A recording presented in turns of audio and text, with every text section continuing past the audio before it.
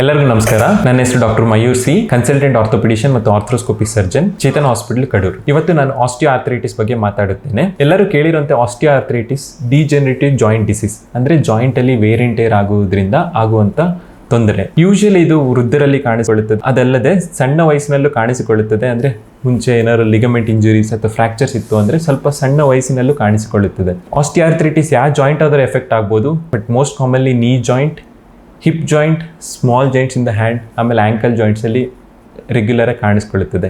ನೀ joint osteoarthritis common ಇರೋದ್ರಿಂದ I will be talking more about knee osteoarthritis. Knee joint is basically made up of 3 bones, ಒಂದು tibia, ಒಂದು patella ಮತ್ತು femur.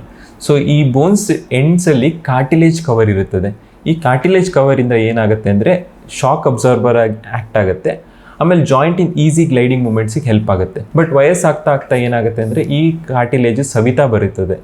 Savita ಏನಾಗುತ್ತೆ ಅಂದರೆ ಮೂಳೆ ಮೇಲೆ ಮೂಳೆ ಕೂತ್ಕೊಳ್ಳೋಂಥ ಸಂದರ್ಭ ಬರುತ್ತದೆ. ಆ ಟೈಮಲ್ಲಿ ಪೇಷಂಟ್ಸಿಗೆ ಏನೇನು ಸಿಂಪ್ಟಮ್ಸ್ ಅಥವಾ ಲಕ್ಷಣಗಳು ಕಾಣಿಸುತ್ತೆ ಅಂದರೆ, ಒಂದು ಪೇನ್. ಯೂಶಲಿ ಪೇನ್ ಪೇಷಂಟಿಗೆ ಕುತ್ತಾಗ ಎದ್ದೇಳಕ್ಕೆ ಕಷ್ಟ ಆಗೋದಾಗಿರಬಹುದು, ಅಥವಾ ಸ್ವೆಲ್ಲಿಂಗ್ ಅಂದರೆ ಮಂಡಿಯ ಸ್ವೆಲ್ಲಿಂಗ್ ಕಾಣಿಸ್ಕೊಳ್ಳುತ್ತದೆ, ಅಥವಾ ರೆಡ್ನೆಸ್ ಕಾಣಿಸ್ಕೋಬಹುದು ಮಂಡಿಯಲ್ಲಿ. ಆಮೇಲೆ ಸ್ಟಿಫ್ನೆಸ್ ಅಂದರೆ ಮಂಡಿ ಪೂರ್ತಿ ಮಡಚೋದು ಅಥವಾ ಉದ್ದ ಮಾಡೋಕ್ಕೆ ಕಷ್ಟ ಆಗಬಹುದು. ಸಿವಿಯರ್ ಸ್ಟೇಜಲ್ಲಿ ಏನಂದ್ರೆ ಡಿಫಾರ್ಮಿಟೀಸ್ಗಳು ಕಾಣಿಸ್ಕೋಬಹುದು, ಅಂದ್ರೆ ಕಾಲ್ ಕೊಕ್ಕರೆ ಆಗುವಂತದ್ದಾಗಿರ್ಬೋದು. ಲೇಟ್ ಸ್ಟೇಜಸ್ ಅಲ್ಲಿ ಕಾಣಿಸ್ಕೊಳ್ಳುತ್ತದೆ. ಈ ತರ ತೊಂದರೆ ಇದ್ದಾಗ ನಾವು ಯೂಶಲಿ ಪೇಷಂಟಿಗೆ ಎಕ್ಸ್ರೇ ಅಥವಾ CT ಸ್ಕ್ಯಾನ್ ಮಾಡಿಸಿ ಯಾವ ಸ್ಟೇಜ್ ಅಲ್ಲಿ ಇದ್ದಾರೆ ಅಂತ ಡಿಸೈಡ್ ಮಾಡ್ತೀವಿ.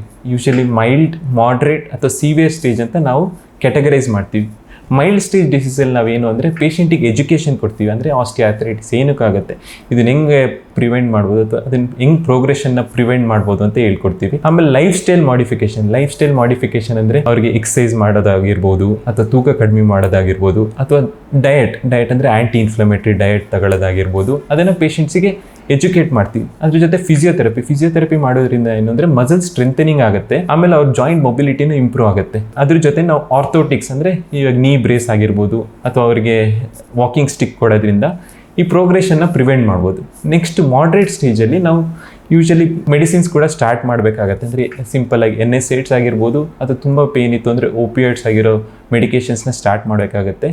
ಆಮೇಲೆ ಇಂಟ್ರಾಆರ್ಟಿಕ್ಯುಲರ್ ಇಂಜೆಕ್ಷನ್ಸ್ ಆಗಿರ್ಬೋದು. ಇಂಟ್ರಾಆರ್ಟಿಕ್ಯುಲರ್ ಇಂಜೆಕ್ಷನ್ಸ್ ಅಂದರೆ ಒಂದು ಹೈಲುರಾನಿಕ್ ಆಸಿಡ್ ಆಗಿರ್ಬೋದು, ಅಂದರೆ ಅದು ವಿಸ್ಕೋ ಸಪ್ಲಿಮೆಂಟ್ ಆಗಿರುತ್ತೆ. ಸೊ ಜಾಯಿಂಟ್ ಮೊಬಿಲಿಟಿಗೆ ಹೆಲ್ಪ್ ಆಗುತ್ತೆ. ಅಥವಾ ಪ್ಲೇಟ್ಲೆಟ್ ರಿಚ್ ಪ್ಲಾಸ್ಮಾ ಕೊಡಬಹುದಾಗುತ್ತೆ. ಪ್ಲೇಟ್ಲೆಟ್ ರಿಚ್ ಪ್ಲಾಸ್ಮಾ ಅಂದರೆ ಬ್ಲಡ್ಡಿಂದ ನಮ್ಮ ದೇಹದಿಂದ ಒಂದು 10 ml ಅಷ್ಟು ಬ್ಲಡ್ ತೆಗೆದ್ಬಿಟ್ಟು ಅದನ್ನು ಕಾನ್ಸಂಟ್ರೇಟ್ ಮಾಡಿ ಅದರಲ್ಲಿರೋ ಗ್ರೋತ್ ಫ್ಯಾಕ್ಟರ್ಸ್ನ ಜಾಯಿಂಟಿಗೆ ಇಂಜೆಕ್ಟ್ ಮಾಡ್ತೀವಿ. ಅದಲ್ಲದೆ ಜಾಯಿಂಟ್ ಪ್ರಿಸರ್ವಿಂಗ್ ಸರ್ಜರೀಸ್ ಆಗಿರ್ಬೋದು, ಹೈ ಟಿಬಿಯಲ್ ಆಸ್ಟಿಯೋಟಮಿ ಅಥವಾ ಫಿಬ್ಯುಲರ್ ಆಸ್ಟಿಯೋಟಮಿ, ಇವೆಲ್ಲ ಮಾಡೋದ್ರಿಂದ ಪೇಷಂಟಿಗೆ ಇಂಪ್ರೂವ್ಮೆಂಟ್ ಆಗುತ್ತೆ. ಆಮೇಲೆ ಹೈಯರ್ ಅಥವಾ ಸಿವಿಯರ್ ಫಾರ್ಮ್ ಆಫ್ ಆಸ್ಟಿಯೋಆರ್ಥರೈಟಿಸ್ ಅಲ್ಲಿ ಏನು ಅಂದರೆ ಯೂಶಲಿ ಸರ್ಜರಿ ಬೇಕಾಗುತ್ತೆ. ಅಂದ್ರೆ ಜಾಯಿಂಟ್ ರಿಪ್ಲೇಸ್ಮೆಂಟ್ ಸರ್ಜರೀಸ್. ಅಕಸ್ಮಾತ್ ಮಂಡಿಯ ಒಂದು ಅರ್ಧ ಭಾಗ ಮಾತ್ರ ಆರ್ಥರೈಟಿಸ್ ಆಗಿತ್ತು ಅಂದ್ರೆ ನಾವು ಹೆಮಿ ಜಾಯಿಂಟ್ ರಿಪ್ಲೇಸ್ಮೆಂಟ್ ಅಥವಾ ಪಾರ್ಷಿಯಲ್ ಜಾಯಿಂಟ್ ರಿಪ್ಲೇಸ್ಮೆಂಟ್ ಅಂತ ಮಾಡ್ತೀವಿ. ಅಥವಾ ಪೂರ್ತಿ ಮಂಡಿ ಸೌದೋಗಿತ್ತು ಅಂದ್ರೆ ಟೋಟಲ್ ಜಾಯಿಂಟ್ ರಿಪ್ಲೇಸ್ಮೆಂಟ್ ಅಂತ ಮಾಡಬೇಕಾಗುತ್ತೆ.